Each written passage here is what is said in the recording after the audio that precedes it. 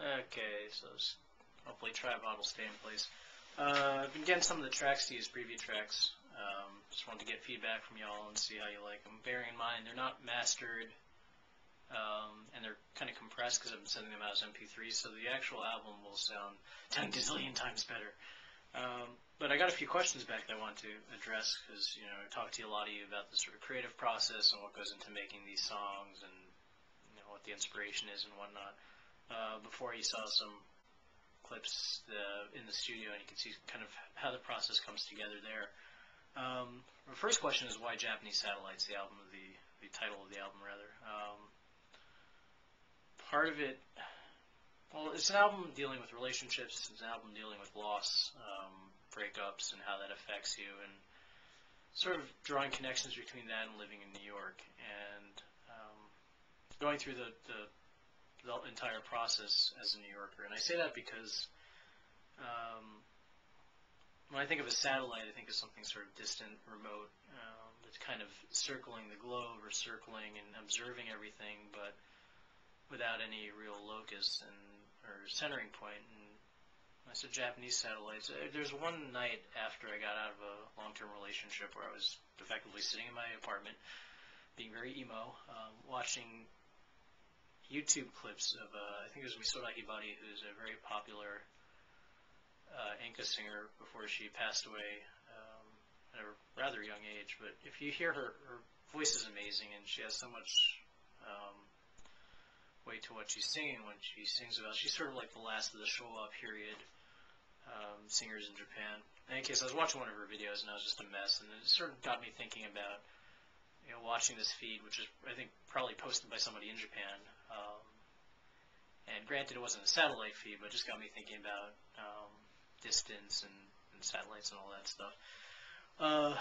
But the way that ties in with New York is that a lot of the tracks, a question somebody asked me was, why are some of these tracks based around city titles, or names of cities, rather? And I joke with people that part of being a New Yorker is having this nonstop wanderlust. Like, I have to leave New York. I got to leave it. It's making me crazy. And you never do. None of us ever do. We stay there forever, spending most of our time pining for other cities, but at the same time knowing deep down inside that we think New York is the best. And this year I happened to do a lot more traveling than I usually do. I did a show out in Seattle, did a show in Boston. I think it was this year. I went out to California,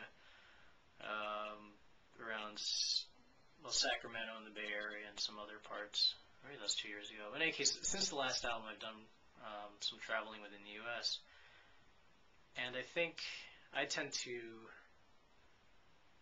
put a lot of weight into assuming what a city's culture is. Now, granted, cities are made up of everybody and they bring their respective cultures to the table, but I do think there are certain patterns that cities are known for. New York's fast-paced and aggressive.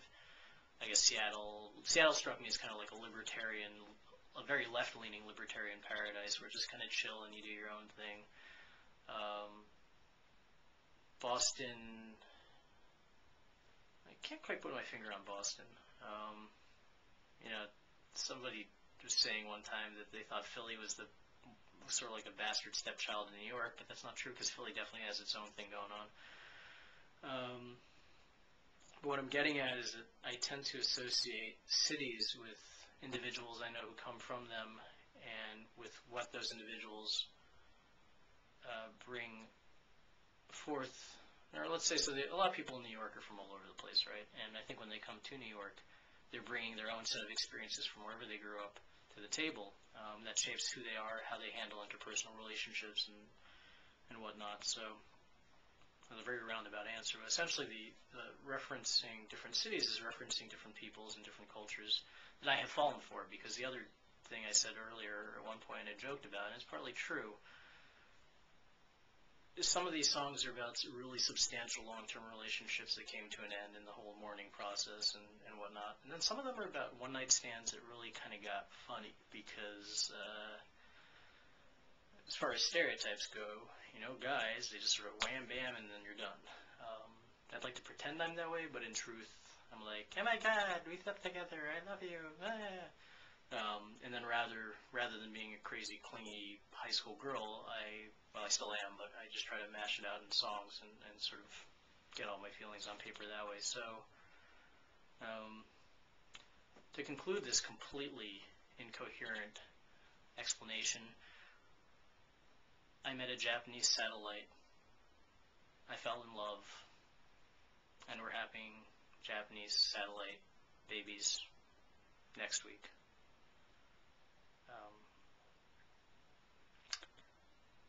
Yeah, it's amazing. Tear